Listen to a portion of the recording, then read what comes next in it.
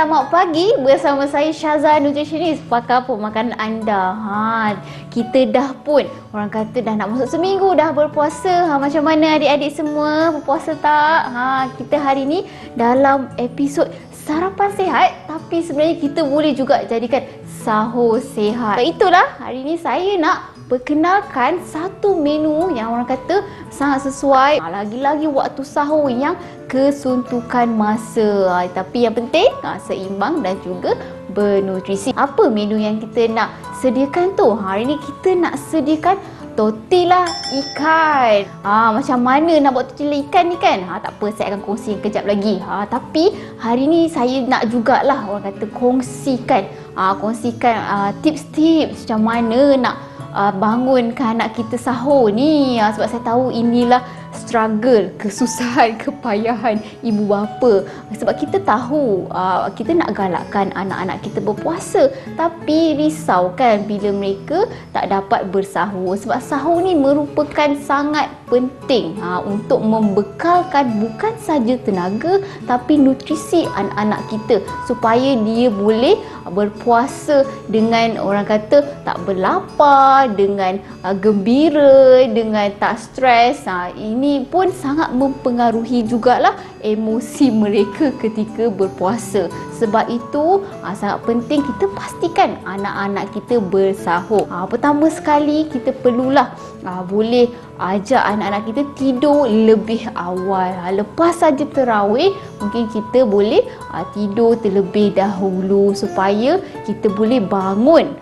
Kita boleh bangun awal dan kejutkan anak kita bersahur. Tapi ada yang tanya saya, boleh tak Puan Syaza kalau kita makan dulu? Kita sahur awal lah kiranya, lepas tu kita tidur. Sebenarnya kita tak galakkan sahur sebelum tidur, kerana kita perlukan tenaga yang daripada sahur ni untuk hari keesokan harinya. Jadi lama lagi. Jadi ini akan menyebabkan bukan saja kenaikan berat badan, tapi ini pun boleh menyebabkan anak kita lapar sebelum waktu berbuka lagi. Sebab waktu tu lebih panjang, waktu berpuasa tu akan jadi lebih panjang.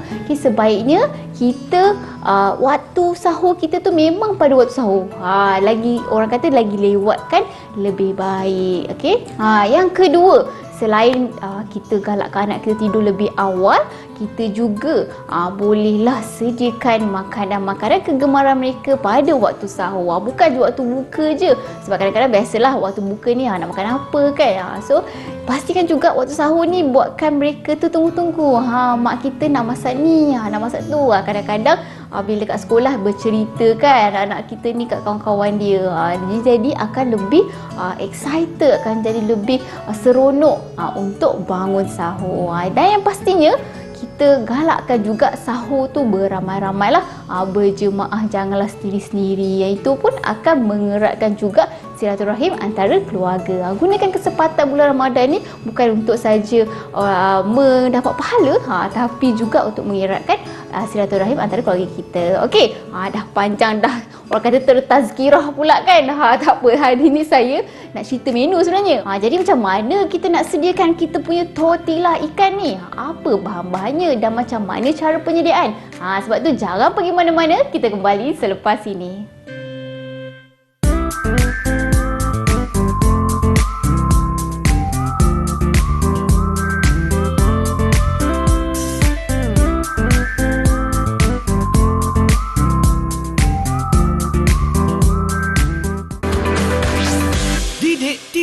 KPM. Didik TV KPM. Tadi kita dah kupaskan dah tentang tips-tips macam mana kita nak galakkan anak-anak kita bersahur. Lagi-lagi baru nak start mula belajar macam mana nak berpuasa. Jadi inilah kita kata peranan penting ibu bapa untuk menggalakkan anak-anak kita berpuasa dan terutamanya menggalakkan anak kita bangun sahur. Jadi inilah antara saya nak kenalkan salah satu jenis sahur yang mudah untuk kita sediakan. Mak-mak kan bangun pagi kadang-kadang rushing lah, terkejar-kejar sana sini, tak sempat nak buat sahur, nak siapkan sahur. Sebab itulah hari ni kita nak tunjukkan satu menu yang cukup mudah mudah, lepas tu orang kata berkhasiat. Itu yang paling penting. Okey, jadi apa yang kita nak sediakan hari ni? Hari ni kita nak sediakan tortilla ikan. Selalunya kita cakap tortilla daging lah kan, ayam, tapi jarang-jarang kita nak sediakan tortilla ikan. Yang pertama sekali ialah mestilah tortilla. Tortilla ni kita boleh beli saja di pasar raya, pasar raya kecil, pasar raya besar pun adalah kebanyakannya. Okey, jadi bahan yang kedua, memang kita perlukan ikan. Dan nama pun tortilla ikan, semestinya kita perlukan ikan. Okey, apa perbezaan antara ayam, daging, ikan? Kita nampak perbezaan yang ketara dari segi lemak. Kandungan lemak dia yang berbeza. Okey, kalau ayam dan daging, satu hidangan dia boleh memberikan kita lebih kurang 4 ganda. 4 kali ganda kandungan lemak berbanding dengan ikan. Lagi satu, lemak yang terkandung dekat ikan ni adalah sejenis lemak baik. Kita kena tahu kita sebenarnya ada berbagai jenis lemak, iaitu lemak baik, lemak tak baik, iaitu lemak tepung, lemak trans, lemak tak tepung, macam-macam lah. Jadi untuk ikan ni dia tergolong kepada lemak tak tepung, iaitu polyunsaturated fat yang kita panggil omega 3. Omega 3 ni banyak manfaat dia, terutamanya untuk anak-anak kita yang sedang membesar. Kita biasalah bila kita teringat omega 3, kita mesti teringat minyak ikan. Mesti teringat minyak ikan. Kita nak bagi anak-anak kita suplemen tambahan dan sebagainya. Tak ada masalah, tapi lebih baik kalau kita memberikan anak kita ikan sebenar daripada diet sendiri. Yang kedua, ada kajian juga menunjukkan bahawa kandungan ataupun ikan lah, kandungan omega 3 dan juga ikan ni dia membantu mengelakkan atau mengurangkan masalah asma kepada anak-anak kita. Kita tahulah selalunya kebiasaan kanak-kanak memang mudah untuk terkena masalah asma. Ikan ni boleh katakan sumber protein yang berkualiti. Kita panggil lean protein, daging putih yang memberikan kualiti protein yang tinggi, iaitu lebih kurang satu hidangan ikan boleh memberikan kita lebih kurang dalam 7 gram protein. Yang ini saya sediakan dalam 2 keping bersamaan dengan 14 gram protein. Banyak tu, bila kita sebut je pasal protein mesti kita teringat kan. Protein ni memang bantu untuk meningkatkan jisim otot pada anak-anak kita yang sedang membesar. Seterusnya, kenalah ada kita punya sumber lemak. Sebenarnya ikan ni pun dah pun mengandungi lemak. Lepas tu jangan lupa kita punya tips kita, iaitu suku-suku separuh, untuk pastikan kita punya sajian tu seimbang. Sebab itulah kita ada karbo tadi, kita ada protein, kita ada lemak, dan kenalah ada serat. Jadi serat kita hari ni kita pilih daun salad. Okey, kita ada daun salad. Lepas tu kita ada juga tomato, kita ada juga lemon. Saya dah banyak kali dah cerita tentang pelbagaikan warna dalam kita punya makanan. Sebab itulah kita ada warna hijau, ada warna merah, ada warna kuning. Ingat tak hijau ni apa? Hijau ini ataupun daun salad memberikan kita punya sumber serat, kita punya vitamin, kita punya minerals. Kan lagi-lagi kalau ada masalah, orang kata anak kita yang susah nak membuang air besar, kan ada masalah penghadaman, pastikan keperluan serat dia mencukupi. Yang kedua, kita pilih tomato. Bukan saja dia mempunyai, orang kata MSG semula jadi, memberikan rasa umami yang semula jadi, tapi dia pun memberikan pelbagai manfaat, iaitu dia mengandungi lycopene. Lycopene ni adalah sejenis lah, kita kata antioksidan yang sangat bagus untuk mata, sangat bagus untuk kulit, dan juga membantu kita mengawal kita punya stress, anxiety. Anak-anak kalau stress kan, apa peperiksaan dan sebagainya, pastikan ada sumber lycopene dalam diet harian dia. Okey, itu kita punya dah warna hijau, dah ada warna merah, seterusnya kita ada lemon. Okey, lemon ni sebenarnya tujuan kita masukkan ialah kita nak kurangkan rasa hanyir sebenarnya dalam ikan kita. Jadi okeylah anak-anak kita lebih senang, mudah untuk menerima rasa ikan tersebut. Selain pada tu, bila kita tengok je warna kuning ni, mesti apa yang terlintas kebiasaannya ialah vitamin C. Yes, vitamin C dalam lemon ni dapat meningkatkan imunisasi badan anak-anak kita. Lagi-lagilah sekarang ni kan waktu wabak COVID-19 ni, lagilah anak kita risau kan pergi ke sekolah dan sebagainya. Sebab itulah kita bekalkan sedikitlah dalam diet kita vitamin C semula jadi. Okey? Dah kata dah ada semua karbohidrat, dah ada protein, dah ada serat. Tapi mestilah kan ada perasa kan. Takkanlah tak ada rasa kan. Walaupun nak kata sihat, of course kita perlukan perasa. Tapi kita galakkan pilih perasa yang lebih semula jadi. Okey? Yang pertama sekali kita gunakan kandungan iaitu lada hitam, black pepper. Sesuailah untuk kita mak-mak pun kan nak rasa orang kata sedikit pedas dan sebagainya. Tapi kalau anak-anak macam rasa macam tak sesuai dan tak suka, boleh ikut cita rasa masing-masing. Nak letak banyak mana tak ada masalah. Sebab kandungan rempah macam lada hitam ni, kalori dia sangat, orang kata kita tak payah pandang lah, sangat sedikit. Okey? Yang seterusnya kita gunakan mayonis. Mungkin ada yang terfikir, tak ada garam ke kan Puan Syazah? Okey, sebenarnya tak perlu sebab kita gunakan mayonis. Mayonis, kenapa saya pilih mayonis kan? Okey, antara banyak-banyak jenis orang kata perasa lah, sos-sos dan sebagainya, sebaiknya lah kita pilih mayonis kerana dia dibuat daripada telur. Kita tahu kan telur ada banyak manfaat, ada protein kan, ada extra protein dah dekat sini. Lepas tu dia boleh juga memberikan kita lutein dan zeaxanthin. Jadi lengkap dengan nutrisi selain daripada memberikan rasa. Okey, yang ni dalam satu sudu untuk seorang dah pun mencukupi.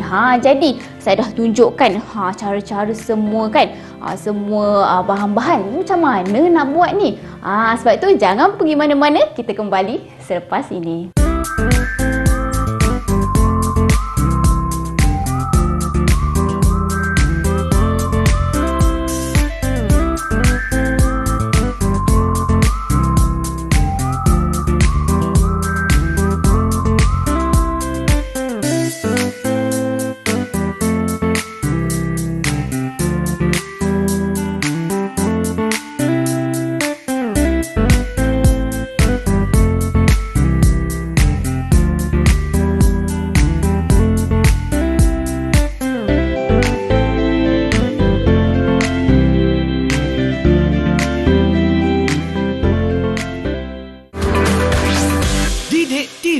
KPM. Didik TV KPM. Sekarang kita nak cerita pula berapa sukatan dan macam mana nak buat kita punya tortilla ikan pada hari ini. Okey. Berapa banyak kita perlukan? Okey, kalau untuk seorang cukuplah sekadar satu keping tortilla. Yang ini kita pilih tortilla wholemeal. Semestinya lah lagi baik daripada tortilla yang biasa. Kenapa? Sebab perbezaan utama tak kisahlah tortilla ke roti ke kan, roti putih biasa ke. Okay, perbezaan dia ialah dari segi kandungan serat. Kandungan serat roti wholemeal ni kebiasaannya lebih tinggi. Dia punya vitamin dan minerals pun lebih tinggi. Tapi dari sudut kalori lebih kurang sama sahaja. Sebab itulah kita walaupun makan roti wholemeal sekalipun masih perlu jaga sukatan. Jadi untuk seorang cukuplah satu keping. Kalau untuk dua orang, 2 keping. Okey. Untuk ikan, macam mana kita nak, orang kata nak measure, macam mana kita nak ukur berapa banyak kita boleh makan ikan ni. Okey, kalau kita dalam pinggan, kita boleh ukur dari segi kita punya ikut sukatan tapak tangan. Ataupun kalau ikut pinggan, kita boleh ikut suku pinggan. Satu tapak tangan ni sama dengan satu hidangan. Ataupun sebabkan saya guna fillet, ya, dori punya fillet, kita perlukan satu keping fillet untuk seorang makan. Jadi yang ini saya sediakan 2 keping fillet. Lepas tu kita punya serat. Berapa banyak? Ingat tak? Okey, kita punya serat macam biasalah, kita perlukan separuh pinggan ataupun saiz 2 cekup tapak tangan untuk pastikan serat kita mencukupi. Campurlah, kita ada 2 jenis kan. Jadi 2 jenis ni perlulah cukup tapak tangan ataupun bersamaan dengan separuh pinggan. Okey. Untuk lemon ni, untuk lemon ni sebab kita hanya orang kata nak bagi perasa lah, masam-masamkan banyak pula, terlebih masam tak nak makan pula anak kita kan. Just untuk bagi rasa masam sikit dan dapat orang kata dapat menutup rasa honey ikan tu tadi. Yang ni kita perlukan dalam 1 sudu teh, 2 sudu teh, ikut cita rasa masing-masing. Okey, kalau untuk mayonis pula, kan saya dah cakap tadi kan, mayonis ni antara orang kata sos ataupun dressing lah yang lebih sihat berbanding dressing-dressing lain kerana dia diperbuat daripada telur. Lagipun sebab itulah saya selalu cakap juga cara untuk kita pastikan pilihan yang lebih sihat ialah dengan bandingkan. Kalau dari segi mayonis, apa yang kita orang kata titik beratkan ialah kandungan sodium, iaitu kandungan garam. Pastikan tengok dekat belakang, compare, bandingkan antara jenama. Sebaiknya pilih yang mengandungi sodium yang lebih rendah. So yang ini berapa banyak? Untuk seorang makan 1 sudu, untuk 2 orang makan 2 sudu. Okey. Sama juga macam black pepper ni, dia sebenarnya ikut cita rasa masing-masing. Macam saya selalunya dalam secubit 2 dah cukup lah. Kalau anak kita macam tak tahan black pepper ni, boleh letak sikit je. Kalau rasa macam tak puas, sama ada boleh letak black pepper, letak cili pun boleh, tak ada masalah. Yelah, kita orang Malaysia kan, kadang nak cili pun boleh, tak ada masalah. Untuk anak kita bagi black pepper, untuk mak ayah kita letaklah cili pun okey saja. Okey, alright. So macam mana kita nak sediakan ni? Mari saya tunjukkan.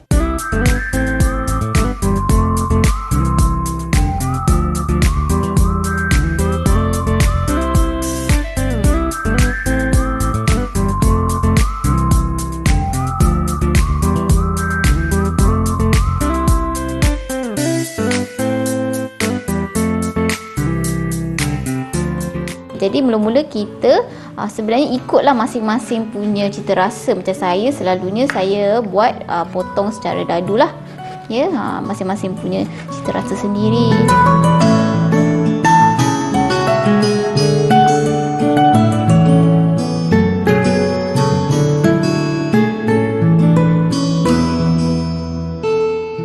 Okey, lepas tu kita ambil kita punya lemon. Kita golek-golekkan dulu untuk orang kata bagi jus dia betul-betul orang kata keluar lah.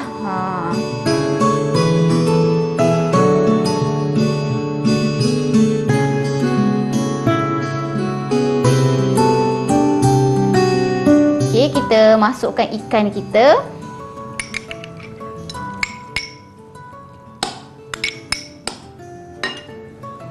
Okey, lepas tu kita masukkan pula tomato.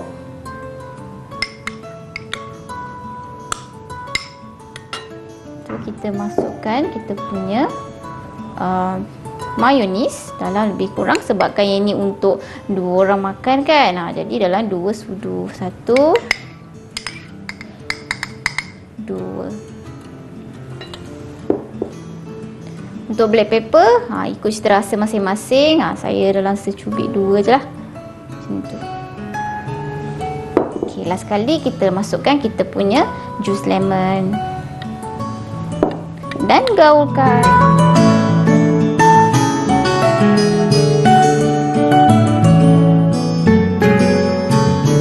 Seterusnya kita nak lipat kita punya tortilla. Nak siapkan kita punya tortilla.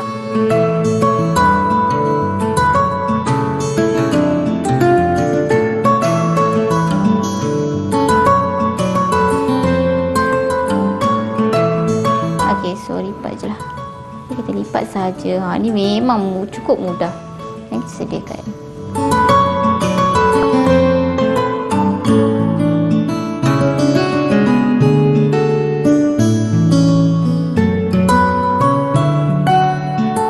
Okey, lepas tu kita lipat.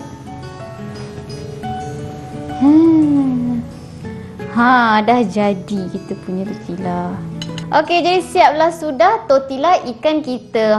Sangat mudah kan? Memang sangat mudah dan yang penting berkhasiat.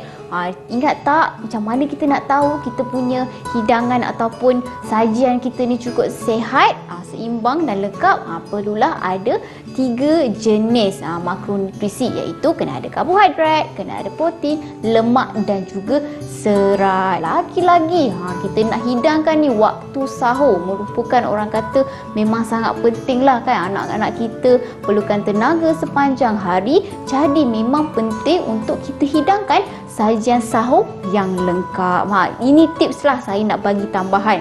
Okey, tips tambahan nak bagi lebih sedap. Ini bergantung juga pada cita rasa masing-masing. Kita boleh bakar dululah kita punya tortilla. Kalau kita tak nak gunakan mayonis, boleh je kita nak gantikan dengan cheese. Kepingan cheese tu lebih kurang dalam seorang dalam 1 keping sahaja. Bolehlah, ada anak-anak kan minat nak letak cheese, sebab cheese pun sumber protein, sumber kalsium. Selain daripada mayonis tu pun boleh, tak ada masalah. Lepas tu kita bakar pula kan, lagilah orang kata dah nampak cheese tu meleleh. Itulah memang tak dapat dipisahkan lah rakyat Malaysia dengan cheese leleh ni kan. Tapi yang penting jaga sukatan. Boleh ambil tapi jaga sukatan setiap kali kita ambil dalam hidangan kita. Okey, dari segi kalori, berapa banyak kalori ni kan Puan Syazah? Okey, kalori ini memang tak tinggi tapi cukup mengenyangkan. Lebih kurang dalam 280 kalori macam tu. Sesuai lah juga untuk orang kata untuk bukan saja anak kita, untuk yang nak turunkan berat badan pun tak ada masalah. Kita hidangkan ni bersama dengan kurma, kita hidangkan ni dengan susu, itu lebih baik untuk anak kita lah. Boleh menambahkan kalori dan juga tenaga untuk dibekalkan sepanjang seharian berpuasa. Okey, nanti dah cuba menu ni, jangan lupa juga untuk tag saya Syazah Nutritionist di IG dan Facebook supaya dapat memberi manfaat lagi lah kepada orang lain. Selain tu dapat juga tips-tips tambahan di Facebook dan Instagram saya. Okey, jadi jumpa lagi pada minggu hadapan, waktu dan hari yang sama. Bye. Assalamualaikum. Selamat berpuasa.